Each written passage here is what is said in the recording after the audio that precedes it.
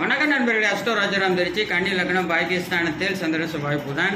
லாபாதிபதியான சந்திரன் 3-8 கூடிய செவ்வாயுடனும் லக்னாதிபதி சேர்ந்து பாகிஸ்தானத்தில் இருப்பது வீடு கொடுத்த சுக்கரன் ஆட்சி உச்சம் பெற்றிருக்கும். அந்த சந்திரன் ஒளியை நோக்கி செல்லக்கூடிய சந்திரனாக இருக்கும்போது சந்திர திசையும் புதன் திசை மிகச் சிறப்பான பலன்களை அழிய கொடுக்கும். ஆனால் செவ்வாய் திசை கெடுபலனை தாங்க தரும். பாக்கியம், அதிர்ஷ்டம், தாப்புனா வழி சொத்துக்கள், பாமை, மச்சான், பங்காளி, உறவுகள் அனைத்தும் தைரியம், வீரியம், இதே பிரச்சனை, வண்டி வாகனத்து விபத்து அனைத்தும் ஏற்படும். அதுக்கு விதிவிலக்கு குரு சுக்கிரன் பார்வை பெற்றிருக்கும் போது செவ்வாய் திசை ஒரு மத்தியமான பலன் தான் கொடுக்கும்.